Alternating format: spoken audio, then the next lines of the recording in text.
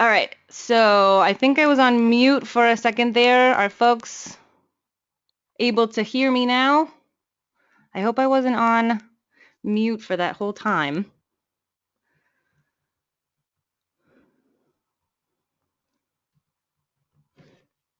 So it sounds like, okay, so I apologize, folks. It looks like my microphone was on mute, which is really unfortunate.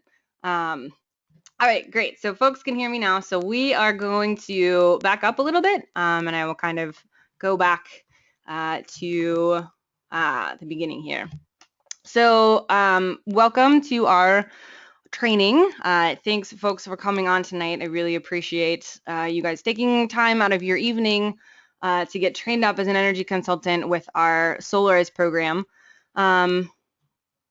My name is Sabrina King. I am an organizer with Dakota Rural Action, so I am staff with DRA. I work with our community energy development program, and I also work on a lot of our statewide energy work with the Keystone XL pipeline, and I'm also our lobbyist during the legislative session. So I'm here just kind of as staff to help people get set up and to talk to you all about being an energy consultant with the Solarize South Dakota program, which we have been working on putting together for about the past couple of months. And we are, as a collective group, really excited to kind of see this take off. So a lot of the folks who have been working on this for the course of the past couple of months are on this webinar. So glad that you are here and getting trained up. A lot of folks are also new and just kind of getting your first foray into the Solarizing South Dakota program. So hopefully we'll get you a pretty good primer on what that looks like and how you can really kind of step up as an energy consultant and help South Dakota transition to more of a renewable-based energy economy. Our other trainer tonight is Sunny Rivers. He is the owner of EcoWorks South Dakota. So he has been in the industry for a long time and is really well versed to be able to give all of you the information that you're going to need in order to be able to talk to other South Dakotans about investing in renewable energy. So he'll be doing most of the talking tonight, and I think we'll get you guys a lot of information that we'll then be able to kind of take out to the rest of South Dakota.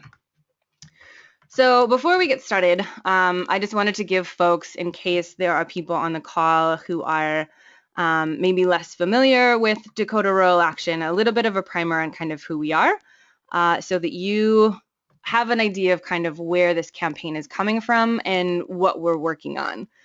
So DRA has been a grassroots family agriculture and conservation organization working here in South Dakota for going on 29 years now. We were started back in the 1980s during the farm crisis, and over the course of the past 29 or so years, South Dakotans from all over the state have really been under the umbrella of Dakota Rural Action, working on issues important to them, both in their local communities and across the state. So about 6 or 7 years ago, a group of members got together and decided that working on energy policy was really important. So in terms of looking at our natural world, looking at protecting our natural resources, and really looking at how we sustain family farms and ranches, energy policy and renewable energy really kind of came to the fore as issues that we felt that we wanted to work on. So we have been working on energy policy really pretty hard over the course of the past 3 to 4 years. And over the course of the past year have been looking at what would a Solarize campaign look like in South Dakota. So when I say we, I mean our members who are involved in Dakota Rural Action as members of the Community Energy Development Committee. All of the work that DRA does is membership based. We are a membership organization, so we're really not coming into any of these issues as a staff-driven group or as a group who's kind of coming in from the outside and trying to get things done, but really as South Dakotans who feel passionately about these issues and wanting to see things happen. So that's DRA and kind of where we're coming from on this, and hopefully over the course of the next hour or so, as you get more information about the campaign and about DRA, for those of you who may not be members, you can sort of understand what that means a little bit more. So we're excited about that. So moving into the campaign, I want to just make sure that everyone understands kind of when we're talking about Solarize South Dakota, what that means. So Solarize South Dakota is really designed to make our state a more renewable friendly state. As I mentioned, DRA has been working on renewable energy policy over the course of the past few years. And in doing that work, what we've really realized is that we need more people on the ground who have a good understanding of what the solar industry looks like, of what the potential for solar is in South Dakota. But along with that, people who are also invested in really making this happen, making it happen in this state. Our policy tends to be a little bit, it makes it a little bit harder for people to get into the solar industry. And so as we've been working on our policy here in South Dakota, we've been looking at potentially some other ways to kind of build our base and get more people into the renewable energy field. So we started looking around the country and kind of looking at what other states had done to kind of move the conversation forward. And we came across Solarize campaigns. You can see the quote in the corner here from Tim O'Neill, who's a sustainability coordinator up in Seattle for Seattle Uplift. And Solarize campaigns were really born up in Seattle. And basically the general concept is you work collectively as a community to help break down the barriers to people investing in solar. So we decided that we wanted to do that. We wanted to kind of take on that work in South Dakota to help people break down the barriers to investing in solar technology. There are a lot of barriers in South Dakota, but they're not impossible to overcome. So we started planning the Solarize campaign and putting a few different things together, and are planning on launching it in just about a week and a half. So we're pretty excited to see all of this come forward, and there's been a lot of interest so far. So what we're doing is really providing a lot of information, but then also helping people take that next step to be able to invest in solar technology. So there's a couple of different really key components to the campaign. The first component of this is our general outreach through our Solarize ambassadors. And this is the training that we'll be doing for some other folks next week. But our Solarize ambassadors are really going to be the people who are out in communities at events, who will be tabling, talking to people about the campaign and getting people in kind of on the bottom level, which is really encouraging people to really take the first baby step, which is maybe getting an LED light bulb or doing a home energy audit. This is kind of our entry level for the campaign. And our Solarize ambassadors are going to be out there recruiting people to take part in Solarize South Dakota. The second level of this is actually engaging people through our energy consultations, which is you folks, and why we're doing this training tonight. Our energy consultants are really the people who are going to be doing one-on-one work with people who have expressed interest in taking that next step and investing in solar. People who have maybe already done a home energy audit and they really feel like they want to do something, but they maybe don't necessarily know how. So the energy consultants, people who are having those one-on-one conversations, either in person or over the phone, will be working with South Dakotans all over the state to talk about what investing in solar really looks like. So before we kind of move on, I want to do just a quick poll with folks. So my question to you is, what people think the biggest barrier to solar is. So you should be viewing a poll here if people want to click on what you think of these three things the biggest barrier to people investing in solar is, whether it's cost or lack of information or lack of interest. We'll just let people vote on that as you can. So with these two components, so obviously the people who are being trained on this call tonight, you are going to be our energy consultants. You will be the people who will be having these conversations. And it's a really exciting role to have in this campaign because you're kind of going to be the linchpin of this campaign, having conversations with people and then making the ask, really actually encouraging people to invest in solar in some way, shape, or form. So whether that's a solar hot water heater or whether that's a solar water pump, particularly as we talk about, ranchers who maybe need that out when they're really far away from any kind of electric line, or solar photovoltaics for their home, and maybe even some businesses. So, all right, it looks like most people have voted, so we are going to close the poll. So the poll results, 56% think that it's cost, 41% feel that it's lack of information, 4% feel that it's lack of interest. So that's definitely, in terms of the lack of interest, we have seen that there's huge interest. And what we've found, particularly over the course of the past 3 to 4 years, where the cost of solar has fallen so low, that it's really the biggest barrier is a lack of information. When people look at investing in solar, if you just Google solar PV, there's so much information out there, and it's really hard to wade through. And it's particularly hard to wade through in a state like South Dakota, where we don't have a lot of companies who are doing solar work, where the policies are really wonky. So 9 times out of 10, the reason that people don't take that next step is because they don't have the information they need to be able to do that work. So when we were planning this campaign, we really said, what is the single biggest thing that we can offer as an organization? And we are really good at educating people, at sharing information, and then getting people to commit. So we felt that having energy consultants trained in how solar works, on what investing in solar looks like, would really help break down that single biggest barrier to people taking that next step. So your role is really to work one-on-one with people who want to invest in solar and get them the information they need to put solar on it. So the people who are on this webinar, the people that we're training up, it's a really great role to have. So we're pretty excited to see that take off, and will probably say this 5 more times, but really excited to see all of you on this webinar tonight.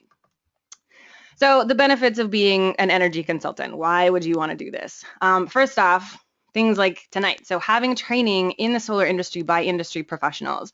This is an industry that is taking off so quickly, and there's so much potential that even having a basic knowledge of solar is a really great skill to be able to have, either to put on a resume or just to kind of put in your back pocket. The second huge benefit is just being part of a community that is working to create change in our state. You know, there's a lot of potential in South Dakota for having a more renewables-based economy, having a more distributed generation system of electricity, and being a part of this campaign, being an energy consultant, you're really a key component to making that happen. And just because it's going to be a lot of fun, all of our energy consultants will get a free ticket to the Wild and Scenic Film Festival. This is kind of going to be our capstone event for the Solarize campaign. It'll be in Sioux Falls, so hopefully everyone will be able to make it. But you know, there's not a lot in terms of, you know, like swag or whatever else that we can offer, but the Wild and Scenic Film Festival is going to be a lot of fun, and we want to make sure that the people who are doing the work on the campaign can come and participate in that. So another question that usually comes up is, what are our expectations? You know, what do we kind of put forward as being necessary to be an energy consultant? So the first part of that is obviously we expect people to be trained, which is what you're doing right now. So you've already taken the first step, which is great. The second part is that we're asking our energy consultants to commit to doing at least 5 energy consultations throughout the campaign. So these will be with people who have expressed interest to us. So it's not going to be, you know, that we're cold calling random people and saying, hey, do you want to maybe put solar on your house? But people who have said, I'm really interested in this. Can you talk to me more? So we're just asking that people commit to doing at least 5 of those throughout the campaign, and we'll sort of help coordinate you up with people who are in your area or people that you can do just consultations with over the phone. Obviously, drinking the juice, as they say, being a proponent of renewable energy. And the final piece of this is that we do ask that all of our energy consultants be members of Dakota Rural Action. So as I mentioned, we are a membership-based organization. And we really take that quite seriously, and we really feel that being a member helps lend just a level of credibility to folks who are doing these consultations. So we want to do everything in our power to make sure that the information we're putting out there is correct, and that we are talking to people in a way that is actually helpful and that is really genuinely going to help them move forward in their desire to have a more sustainable way of living. part of the accountability system of that is being a member, but it's also for us to be able to say, we're going to send you an energy consultant who is a member of DRA, who is trained up. It just adds a level of credibility that we feel is really important, because what we want to be putting out there is really good work, really consistent work. So for us to, as sort of coordinating the campaign, to be able to hook you up with someone to do an energy consultation, we do require that our energy consultants be members, so we can have that backing with us. So I think a lot of the people on this webinar with this training are members already. So thank you for being members. Thank you for your support. If you're not, you can join right now. The link is just right there, dakotarural.org/join. And if you have any questions about that, at the end, I'll have my information up there. So you can call me, or send me an email and just, ask me any questions you like about that. But for the most part, I'm really hoping that folks, particularly after, getting all of the information that you're getting tonight, will sign up as an energy consultant officially and join Dakota Rural Action and be a part of this campaign. So that is about what I have here. I am going to send this over to Sunny now so that he can continue with the presentation and get you the information that you need in order to be able to talk to people about solar. So a couple notes right before I do that. You are about to get a lot of information from Sunny. Just know that we are putting together a handbook for our energy consultants. We wanted to do that after this webinar in case there's anything that we miss. So we'll get that to our energy consultants so that you have that when you do your consultations with folks. And as I said, we are recording this webinar so people can have that as an ongoing resource. So I'm going to hand this over now to Sunny and let him take it from here.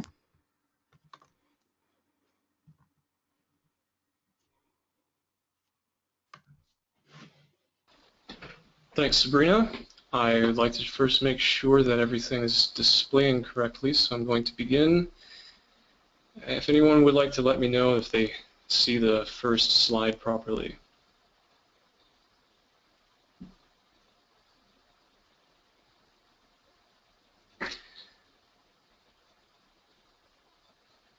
Yup, I have a yup, so I will begin.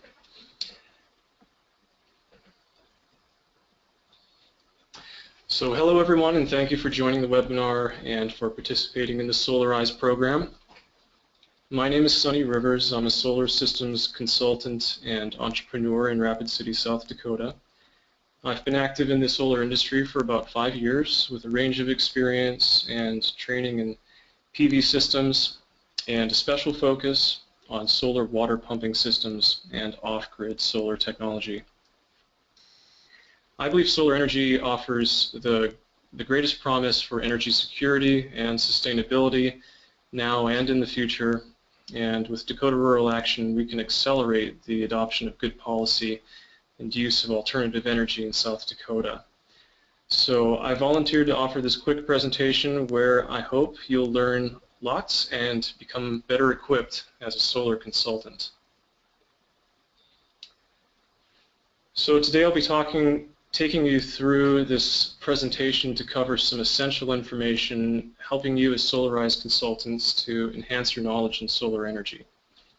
Without getting too deep or too technical, I hope this will be a straightforward introduction to the main elements you'll want to know to become an effective consultant.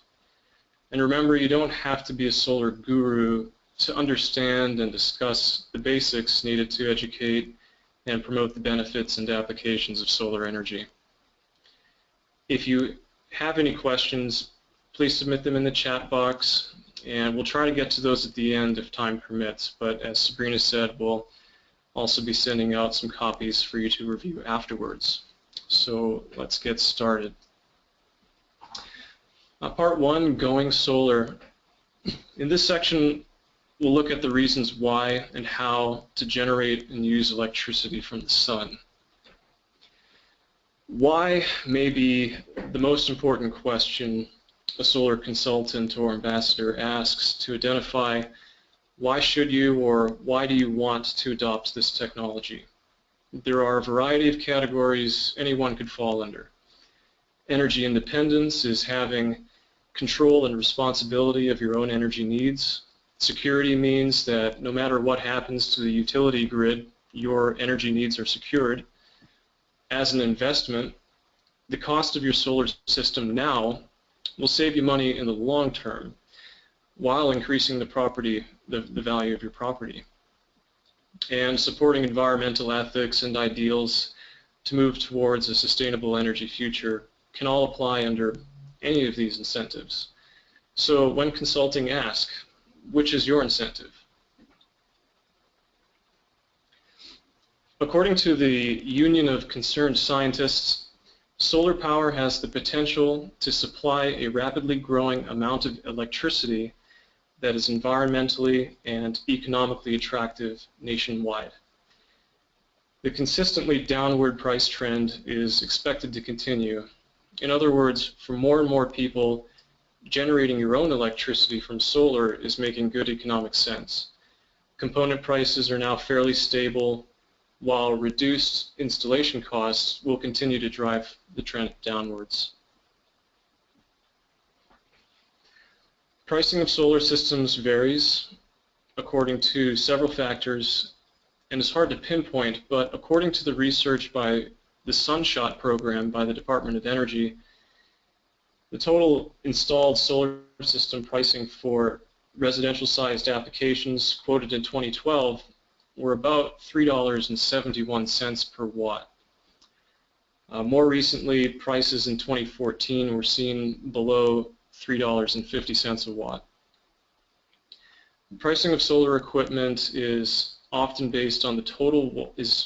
usually based on the total watts rating of the solar array divided by the sale price, giving this cost per watt. This usually includes all installation and other soft costs such as permitting, financing, shipping, etc. These are costs that can account for about 60% of the total price. So when looking at components only, the equipment package alone is closer to the range of about $2.20 a watt for smaller residential systems, while the larger you go, the better the cost per watt continues to be.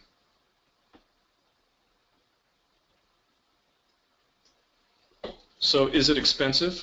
How expensive is it?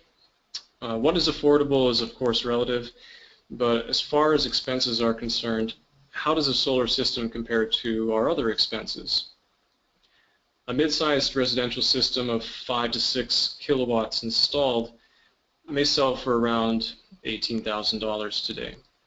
So comparatively, your solar system that will be producing energy for more than 25 years will cost about as much as a new mid-sized vehicle, or about the same as owning and operating a vehicle for just 2 to 4 years.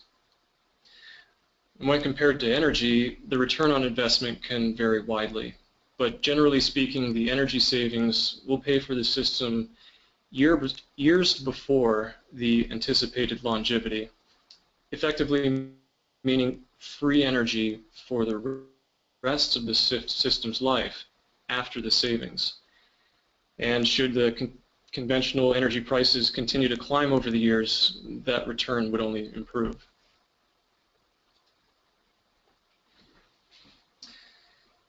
If solar energy sounds like a good investment for your client, there are a few things to consider before sizing or seeking a quote. Good research and planning is an important step towards maximizing the investment. First, will it be suitable at the location, and how much energy can be generated there? 2, seek other ways to improve your investment by reducing energy waste. Do an energy audit yourself or hire a professional.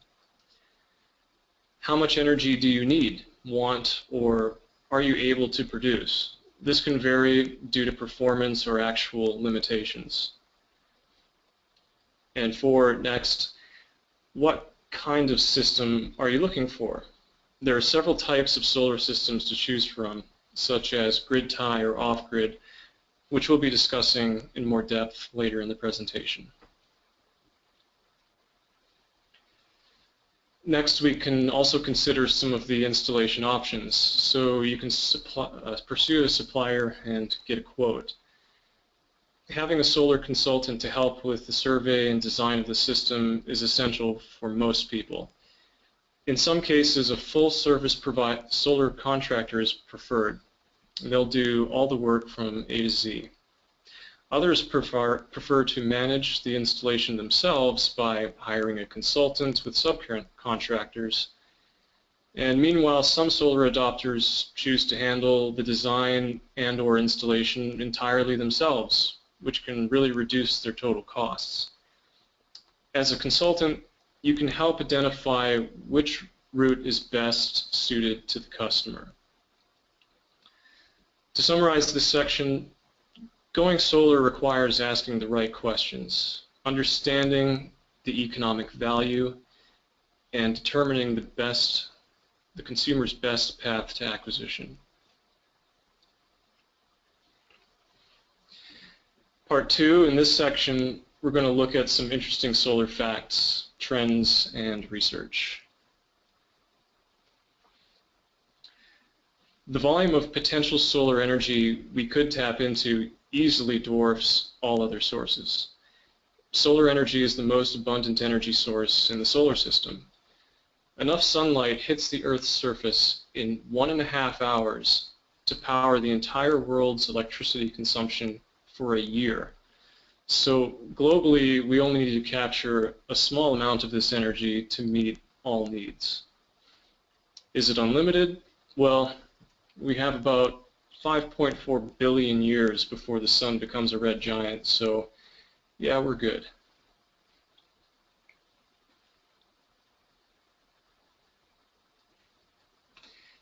According to the United Nations, 170,000 square kilometers of forest is destroyed each year. If we constructed solar farms at the same rate, our total energy capture needs would be satisfied in about 3 years. If you look closely at this map, you'll see small squares distributed around the globe, representing the area needed to meet projected energy needs in 2030, which is less than 500,000 square kilometers.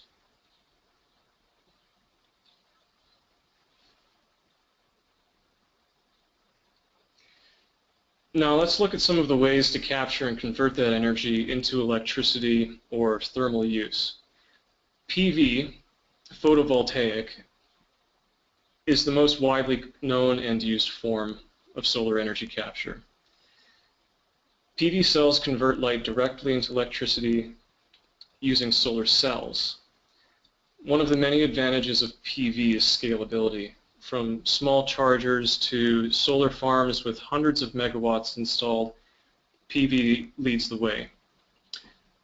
On the industrial scale, concentrated solar power uses the thermal energy from the sun to produce steam, which is used to drive generators.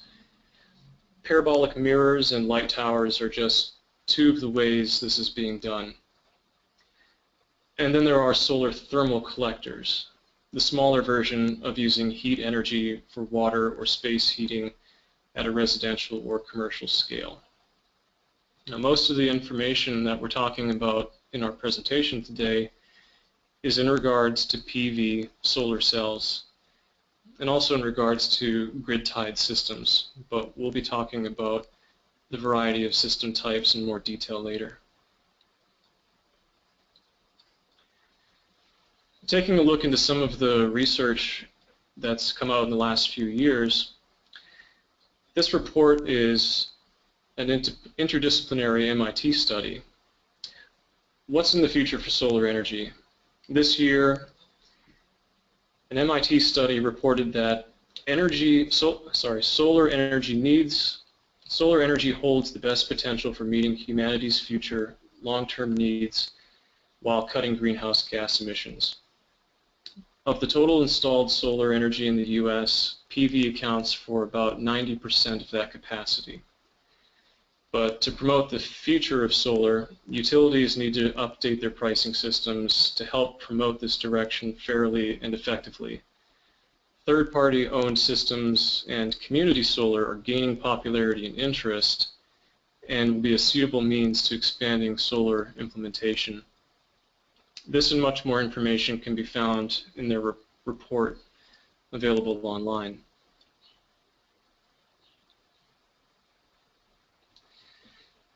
The North Carolina Clean Energy Technology Center comments on distributed energy systems. Distributed energy refers to the decentralization of energy produced for the grid, of which PV is a major player and growing. Rate design, net metering, and distributed solar ownership are among the most contentious ongoing renewable policy issues today.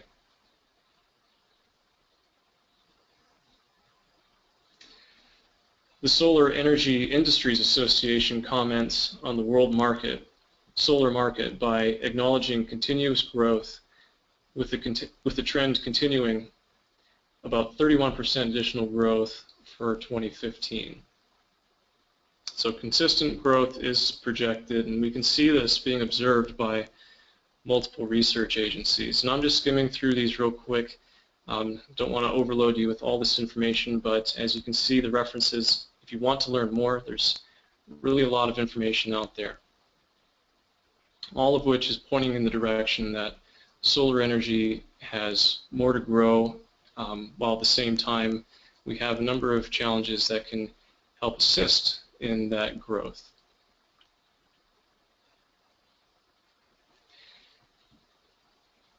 This graph nicely demonstrates the growth of solar over the last few years.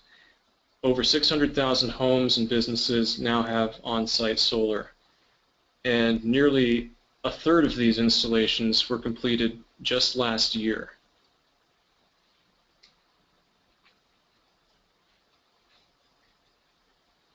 Also from GTM Research and SEIA, we see how reported installed prices continue to drop quarterly over 2014.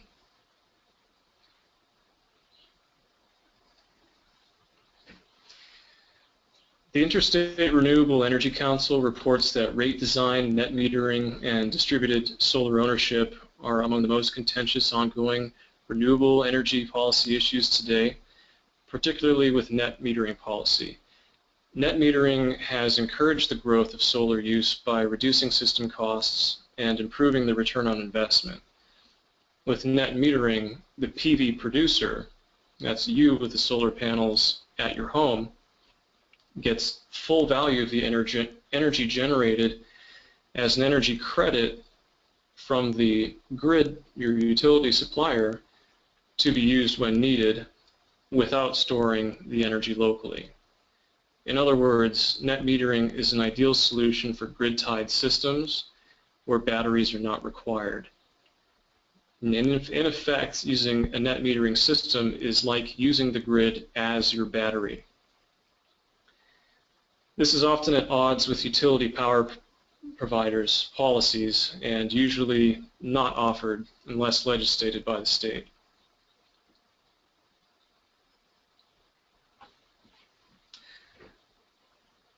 And one more solar fact is about the 30% investment tax credit. This tax credit was first implemented in 2006 and is currently set to expire at the end of 2016. Arguably the most important solar policy, it has helped to spur 1,600% growth in the industry. Unlike deductions and exemptions, which reduce the amount of your income that is taxable, tax credits reduce the actual amount of tax owed. If the ITC is not renewed, in 2017 it will be limited to a 10% credit for commercial installations only. So we have about another year and a half projected where people will be able to take advantage of this huge tax credit.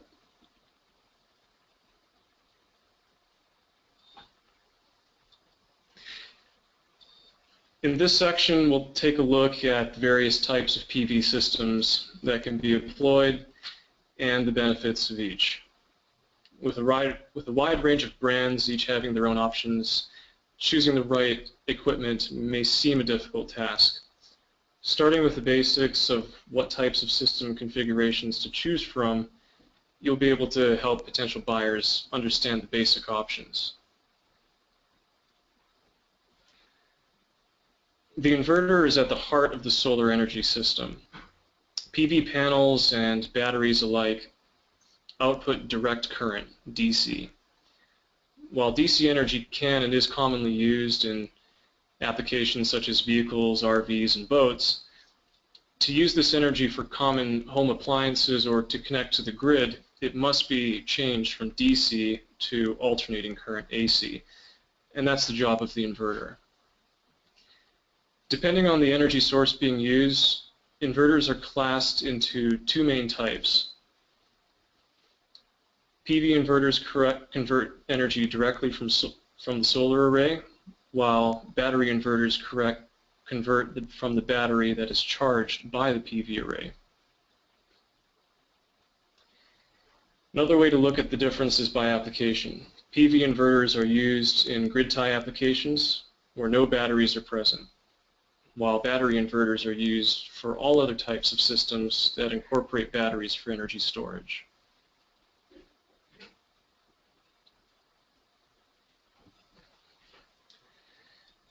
Several types of PV inverters are on the market today. Most common are the larger wall-mounted string inverters that can be used to convert energy from a large solar array. Alternatively, there are small microinverters that are employed to make each solar panel convert to AC directly at the panel. Then there are what are called optimizers that like a hybrid of the two, and there are large central inverters for commercially sized systems. We'll have a closer look at each of these in the next slides. One thing in common is that all grid-connected inverters must produce a pure sine wave matching or exceeding that of grid quality.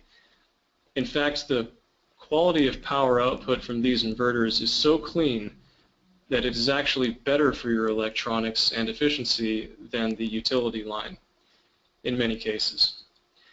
Square wave and modified wave inverters are generally not suitable except for very small and specific power loads.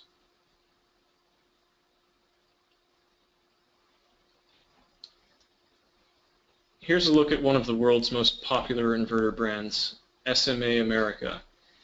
Their newest technology is smaller and more lightweight and up to 98% energy efficient, meaning less heat and less energy wastage. This particular unit also hosts an exclusive feature they call secure power supply, where normally the inverter can only work when the grid line is on. This feature allows a limited amount of solar direct energy to be used if the grid goes down. Each inverter can have one or two solar arrays connected, and multiple inverters can be installed in parallel. The pros of using these single grid tie string inverters are greatly realized in its simplicity. You have few components because there's no battery charging or batteries required, so it's simplified. But for the cons, these systems are grid reliant. They aren't going to give you the full capability output when the power is down, and in fact most brands won't give you anything if the grid goes down. A microinverter is just as it sounds. These are small inverters mounted directly on the solar panel or on the panel mounting hardware, and you'll use one for every solar panel, converting each panel directly into AC. Microinverters are great to improve the efficiency in shaded environments. So because each solar panel and microinverter is an autonomous unit, if one solar panel is shaded, it will not affect the other panels. Whereas with a string inverter, one solar panel being shaded will have the same effect across the entire solar array. But microinverters have their drawbacks as well. they're difficult to service, especially on a roof mount. So if one item needs repair or replacement, it can be quite hard to get to these units. And they do have a higher price and take a little bit longer to install. Off-grid inverters come in multiple forms, from the basic battery backup inverter to the most high-tech grid interactive systems. A grid interactive system is a type of system that can be connected to the grid, where the grid is used as backup or to sell excess energy back to the grid. Off-grid inverters range widely in features and prices, from less than to more than the price of your typical grid-tie inverter, depending on the options that you want to use.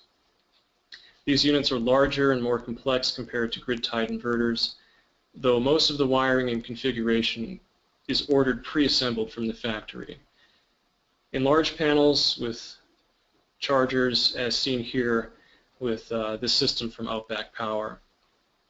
The pros of an off-grid system is versatility and flexibility. There's many ways that they can be used, especially with the high-tech models, where you can program them for features such as backup only, or for a peak load shaving situation, or just to be simply off the grid. They can also take the energy stored in your batteries and boost the amount of power that would otherwise not be available. So there's a lot of ways that a grid interactive system can work, but the cons are that these have to be integrated with batteries, and the battery capacity can be large or small depending on what type of application you're using them for. Batteries can take up some space, and they can require some maintenance, and they do add cost. So while an interactive system is the most expensive, it's also going to give you the most versatility and the most energy autonomy.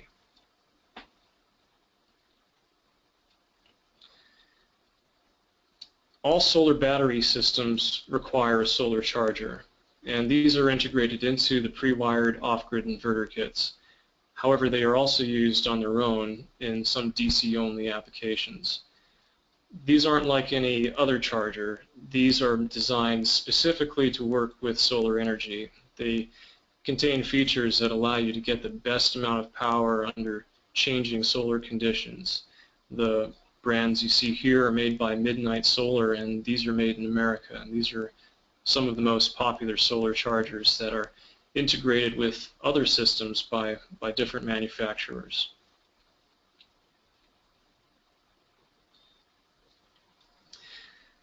Then there are also some solar systems that are neither grid-tied nor battery-based.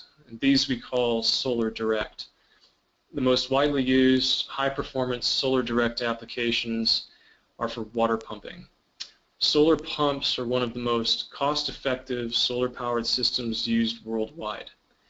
They feature a small controller that directly converts solar energy for a specific load, such as the DC motor on the pump.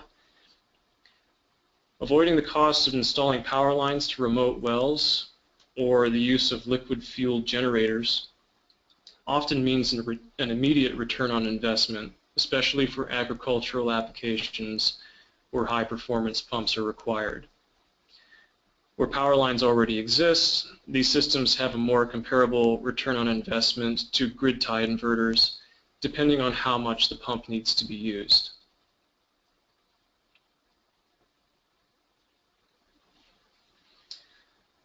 One more example to mention are autonomous solar lights. These all-in-one units are gaining popularity, especially for dusk to dawn lighting of roads, parking areas, public spaces, or wherever outdoor lighting is required. As with all solar energy systems, a higher initial cost is eventually offset by the energy savings. And the energy consumption by high-pressure sodium lights normally used in street lighting is very high, so you can get good return on investment also through these types of units.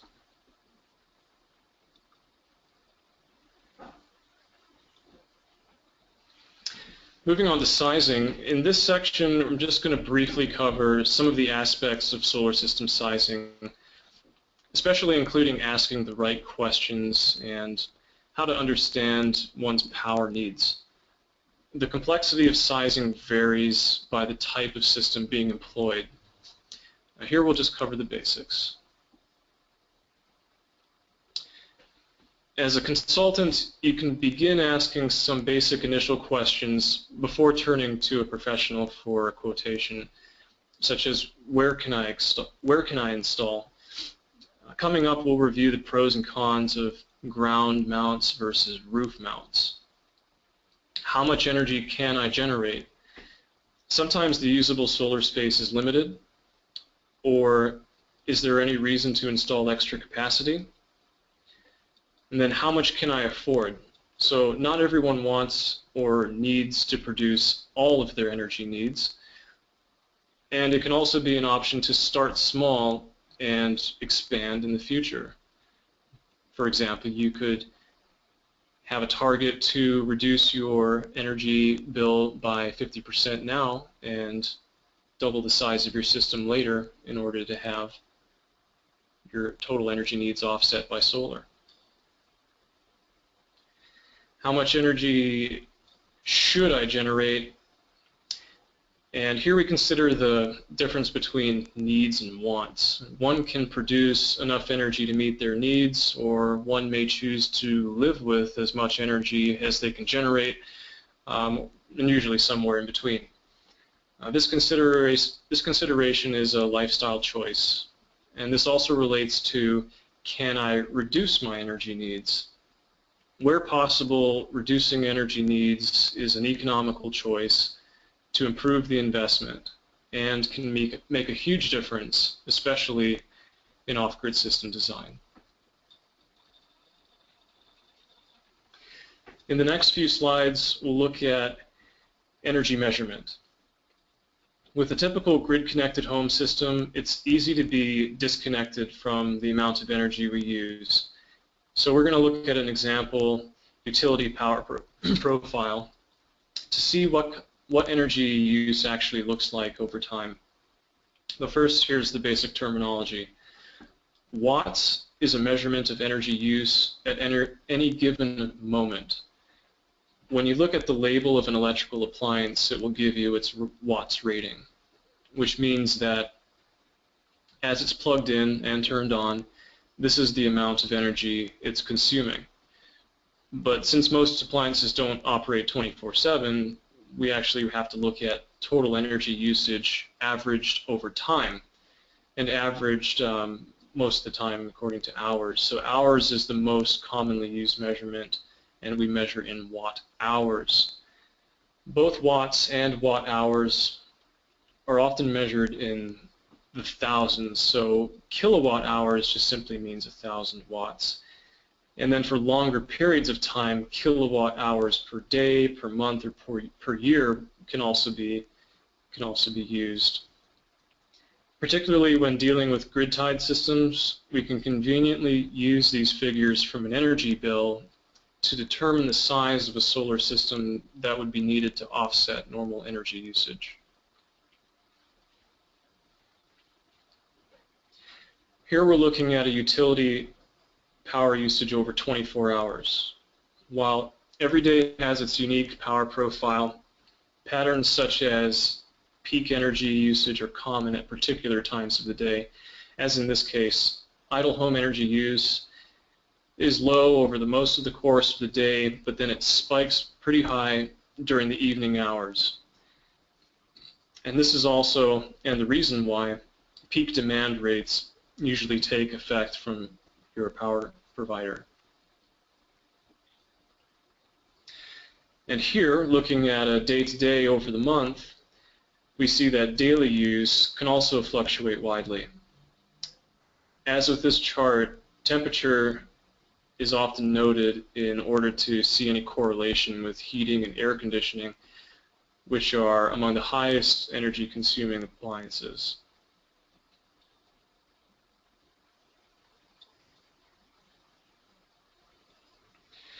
And here over the course of a year, we can clearly see the variation of energy use over the seasons. In this case, it's clear that energy use is much higher during the winter months, which can correlate with energy efficiency of the home.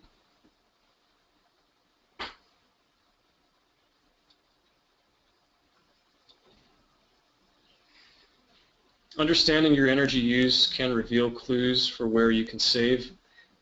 Conducting an energy audit will reveal energy wastage and opportunities to upgrade to energy efficiency appliances. This is particularly useful and important for off-grid energy autonomy, where a clear understanding of what you need and how much you need can make a significant impact on the size of system that you want to install. As opposed to reading historical usage from your utility bill, an audit can be as detailed as possible, involving a list of appliances to be used and the amount of time to use them. This will reveal how much energy is really needed and can help with the sizing and decision-making process. According to SEIA, water heating, space heating, and space cooling accounted for 72% of the total of the energy used on average, used in an average household in the US in 2010. A focus on addressing your top energy consumers can simplify the process while still being very insightful.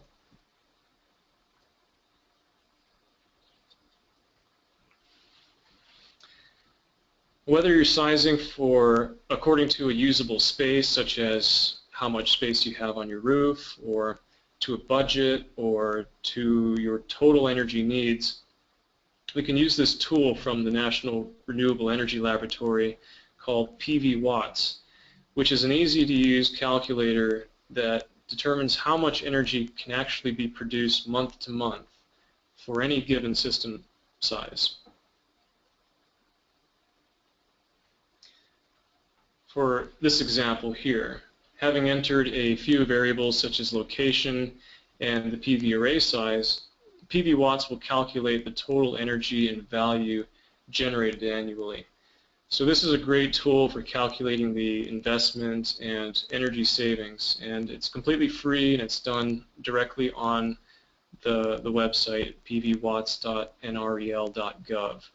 You can take these reports, you can print them out, do some calculations, and figure out, given a certain size of solar system, how soon can we expect it to actually pay for itself.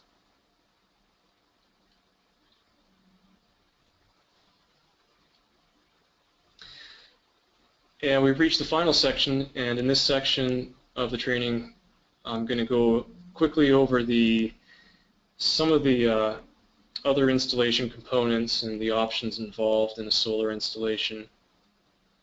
While brands and local codes and other factors come into play, each system will vary, and here's an overview of those basic elements.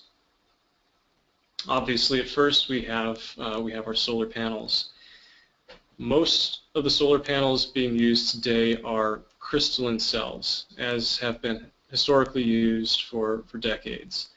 Crystalline cells are made of a pure silicon that are cut into thin wafers, converted into these cells, and then all these cells are then put onto a panel. Solar panels, solar modules are actually interchangeable words to refer to these units of solar collectors.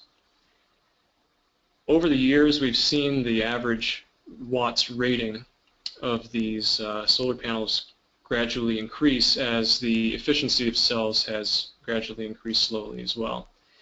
And today, the most common sizes you'll see are ranging from 250 watts up to some very large 310 watt solar panels. The size of the panels can actually significantly change the overall cost of the system. The larger the panel is, the better your cost is, and often because you're using fewer panels in that case, you can also save a fair bit on the cost of the racking and other hardware needed to install them. pretty much all the different brands that are being used today, which have a UL rating, come with the same quality, the same longevity, the same warranty and ratings. Some have a better efficiency than others, but cost is mainly the driving factor. Some other factors to choose from if you want to, say, have a certain aesthetic to match your house can be the frame and the color, which can be, generally it's silver frame or black frame, and then the back sheet, which, as you can see in most panels, you have these white lines between the cells. There's also all black, where they'll basically fade into the background.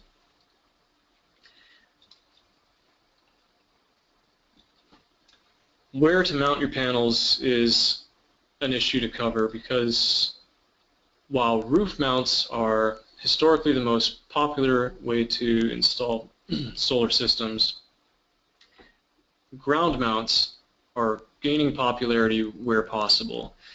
The thing about a ground mount, while it's easier to install and it has a number of benefits like accessibility and the ventilation, meaning the airflow around them keeps them cooler and makes them more efficient. It's easier to remove snow in the winter. Their main drawback is ground space. If you don't have the space to put them, or the space that you have is shaded by tree lines, for example, then ground mounts do have their drawbacks. But you see the pros and cons. We tend to actually see that there's a lot more pros to going to a ground mount when a ground mount is an option. One of the other benefits is the cost of installation, which are a lot cheaper to install a ground mount than for someone to get onto your roof. Looking at roof mounts, on the other hand, their benefit is that they do improve your exposure. So again, roof mounts are very popular because many PV installations are put into areas where you don't have a lot of ground space. You have other homes around you that may be shading the ground that you do have. But they do have a higher install cost. While the materials themselves may be lower, that is overcome by the amount of labor that's required. Being on your roof, they're harder to maintain and inspect, and of course, first of all, your roof needs to face in the right direction, southerly. South, southeast, southwest, these are acceptable facing directions. Multifaceted roofs can still be used if you have a southeast and a southwest facing roof. That's fine, and you would be using the right type of inverter so that each one of those different facing arrays will be independent and not affecting each other when one side or the other has been shaded. Also, you need to make sure that you have a professional installer, because we're putting holes in a roof. And there is a potential for compromise if it's not professionally done.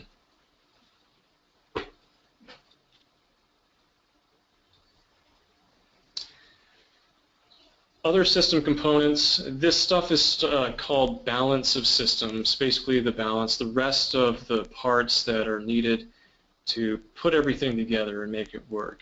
And one of these is a disconnect. You need to be able to turn off the power. And this becomes particularly important on a home system. You'll need to be aware of any local fire codes, for example. There are special disconnects that are made particularly for firefighters to be able to easily turn off your solar system in case you do have a fire, and that's to protect them from those dangers. Disconnects can be also placed at the solar system if it's a ground mount, or at the house. Basically, you put it between the components. You have a disconnect between the solar array and the inverter, and you have a disconnect sometimes between the inverter and where it connects to your main AC panel. This disconnect here also shows a lightning surge protector, which is mounted on the left side. So these are also used for all your grounding and to help protect the system against any lightning surges.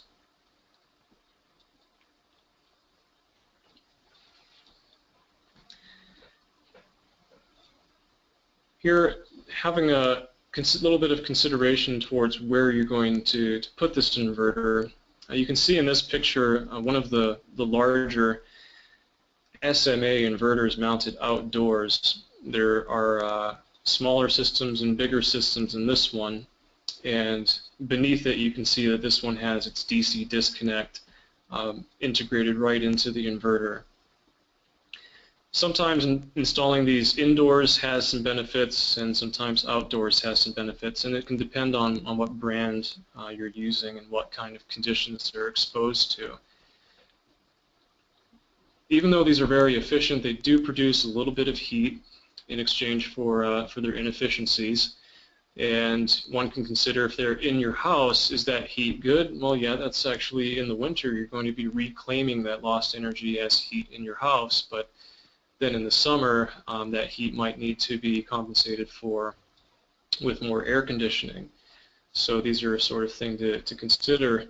It's also best to keep these away from too much exposure of rain, and especially from direct sunlight, to help make sure they don't just bake in the sun.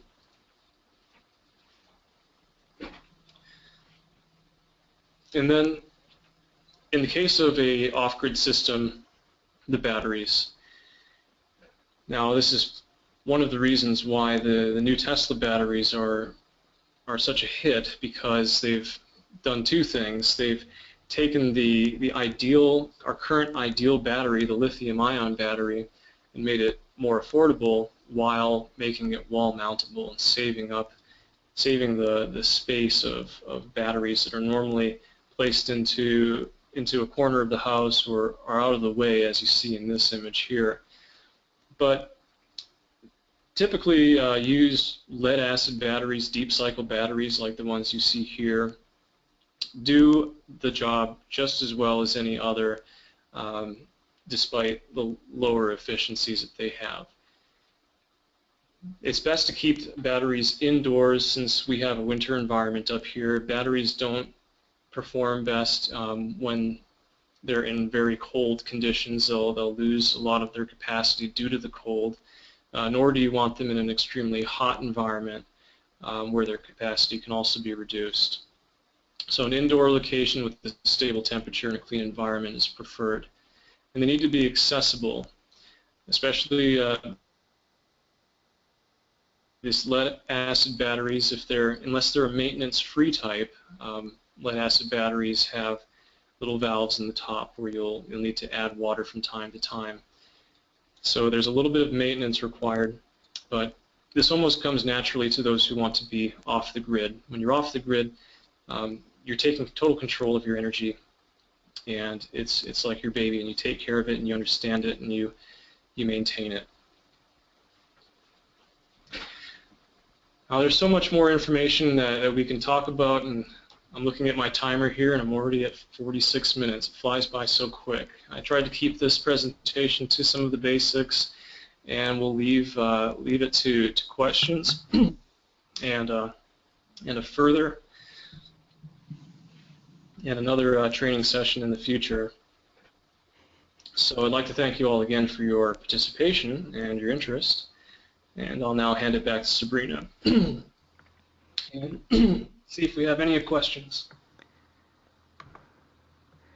Yeah, if anybody has questions, definitely please put them out in the question box, and we will answer those. I know that there was one about net metering.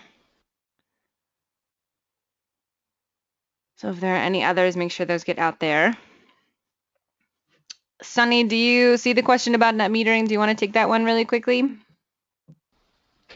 Okay, I lost my voice at the last moment there. I am scrolling through the questions. I wasn't reading them as I went. Can someone read that question for me? Yeah, let me see if I can pull it up. So the question is, will you please clarify on net metering? Net metering allows the renewable energy generator to use the grid as their battery, but they can do the same thing without net metering, just without the benefits of equal rates in and out of their system. Yeah, that's true, and that's generally the case that we've seen with people in South Dakota who maybe purchase energy for 10 or 12 cents, but only get paid back 3 cents. So losing about 2/3 of the energy that you're generating and basically giving it away. But net metering, specifically, net metering means that it's a 1-to-1 ratio, and that's the ideal. But it's true that even though to a lesser degree, without net metering, you have the same effect of storing your energy as credits with your utility provider. Cool. There are a couple more questions coming in. One, are there studies showing increased property values from adding PV? Do the increases equal the cost of the system? I don't have particularly good information on that question, but it is known that it's noted that when you do install a solar system on your home, it will increase your property value. In fact, that's reflected in one of our incentives in South Dakota, which allows you to increase your property value with a solar installation, but not increase your property taxes based on the assumed increase in property value.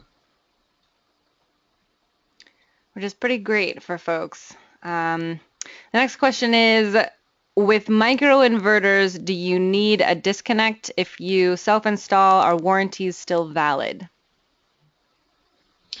You do still need a disconnect. Every system needs a way to turn off the power between the solar array and wherever it goes. The main difference with microinverters is that you'll be using an AC disconnect instead of a DC disconnect, and this is done in what's called a combiner box, where all of the strings of inverters are combined into one line. For the second half of warranty, that will depend on obviously on the manufacturer, and there's many manufacturers with their own policies. I'm not aware of any issues with warranties according to who installs it, but there may be. I'd have to look into that. The next question was about net metering again. Does South Dakota currently have the infrastructure for net metering? And I can take that one, and I will say one of the things that we want to do moving forward is kind of do some continuing education, and we do have a webinar that we've done in the past on net metering that I think we'll want to do again. But the short answer to that is yes. It's really just a policy decision that has to be made. Every utility, rural electric co-op, municipal electric would have the ability to do net metering. Just policy-wise, that's not something that we have adopted as a state. So we could do it, we just haven't. The next question, I think I'll take this one as well. Isn't it fair to pay utilities at least something for the infrastructure? And I would say, yeah, I mean, I think anyone who's using the grid would say, we're willing to pay our fair share. It's just sort of that ongoing question of what is the fair share for that infrastructure. And that is really kind of the crux of the raging debate that's going on right now. The next question. Oh yeah, Sunny. That the reason this or one of the reasons this is an issue is because the utility companies have worked into their rates the cost of maintaining the lines and having those obvious those services extended out to the customer. So you can definitely look at it from their point of view that if a person is using the grid and not paying anything, then ultimately their argument is that those costs will end up being passed on to the other people. Yeah. So the next question is there an easy way to determine the size of a system your usage will need? There is a rule of thumb, which is about 20%. So if you use 10 kilowatt hours, then your PV size may be 12 kilowatt hours. This is kind of rough, and it's simpler to do a basic calculation like that with a grid-tied system, because you don't have quite as many losses to consider as you would in an off-grid system. Whereas off-grid systems do require a lot more attention to make sure that everything is calculated correctly. Cool. Next question, can people start small with their systems and build up over time? Yes, and you'll want to choose the right configuration, the right type of inverter specifically. Microinverters are quite good for this, because you can put so many microinverters in a single string. You get to a certain point where you've connected them all together, and your voltage gets to a limit. The limit is about 1,000 volts. That's the limit by code. But with the string inverters, the larger ones, they're designed to take a certain amount of voltage and power optimally. So if I say if I take a 5 kilowatt SMA inverter, I'll optimally want to put X number of solar panels on that sized inverter, not just add one or two later. So with the string inverters, it's a little more complex. If you want to increase the size of a string inverter, you usually just have to have you duplicate the system. You have a new inverter, a second inverter, and a second solar array that's in parallel. So yes and no, but it just depends on the type of system you're going for, and considering that from the beginning is really important. Okay, we just have, I think, one more question, and that is, what would you tell customers about the risk of hail damage covered by warranty or home insurance? Warranty does not cover hail damage, but insurance definitely can, and it would be important to make sure that's covered in your policy in advance. Now, most solar panels that are on the market have been certified and listed by UL, and the UL requirement to pass UL is that the solar panel must be able to withstand a 1-inch hailstone at 50 miles per hour, direct impact on multiple locations of the panel. Obviously, we can get bigger hail, and it is possible for hail to break a solar panel, but they are extremely durable. In fact, I'd encourage anyone curious about this to go to YouTube and search solar panel hailstone and see some of the slow motion videos that show how durable they really are. Great. Couple comments. This is slightly over my head, so Sunny, I'm going to let you respond to this. But comment, actually on the comment on microinverters, the limitation is the amperage, not the voltage, typically 15 or 20 amps per string. I think that was just a comment. Okay.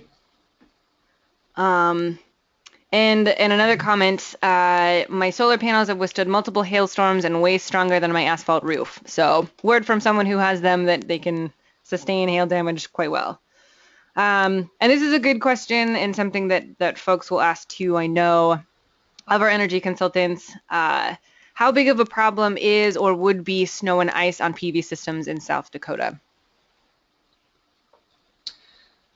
Well, obviously you'll have the effect of shading from those, and if the solar panel is at a good tilt, if it's tilted at 45 degrees or more, especially, it's actually pretty quick for the solar panels to shed that off. once even a small part of the solar panel is exposed to light, it will start to absorb heat. Solar panels normally get really hot, so it won't even take very long for a little bit of sun exposure to heat up the panel enough to the point that eventually all the snow will just slide off. But if it is at a lower tilt, more of a horizontal orientation, then some manual removal would be necessary, and that's one of those reasons why a ground mount system might be a better choice for some people because of how much snow we do get. Cool. Okay, well, thanks, folks. I just want to go over kind of our next steps here really quickly. This is part one of a two-part training. So the second part is going to be in just a couple of days, Saturday. It'll be a shorter training. We'll be going over the components of a consultation and what that actually looks like. And then the last part of it is just doing a one-on-one training with me and actually practicing the consultation so that you are really well set to go out and have these conversations with folks. We will be following up with everyone after this session, also after the Saturday session, and getting people the handbook. So you'll have this presentation, you'll have all the information you need, and we will get folks set up and ready to be energy consultants. So if you have any questions in the meantime, my contact information is on the screen right there. We are definitely excited to kind of go forward and actually put this program out there. We will be doing, I think, a lot of consultations over the course of the next 4 months. So the campaign will run July 6th through October 31st. Hopefully in that time we'll get a lot of people putting solar on it over across the entire state. And all of you folks here are going to be a key part of that. So email or call if you have any questions, and we will see you folks Saturday morning. And we're looking forward to working with everyone and getting this program up and off the ground. And then just as a final note before we head off, yes, we did record this. We'll make sure that everyone has the recording. So if you missed any part of it, you will have that before the training on Saturday, which will be at 10 o'clock Mountain Time, I believe, or 10 o'clock Central Time. So I'll get that info out to folks. Yeah, 10 o'clock Central Time, 9 o'clock Mountain Time. Thank you, everyone. We'll see you on Saturday. Email if you have any questions, and have a great night.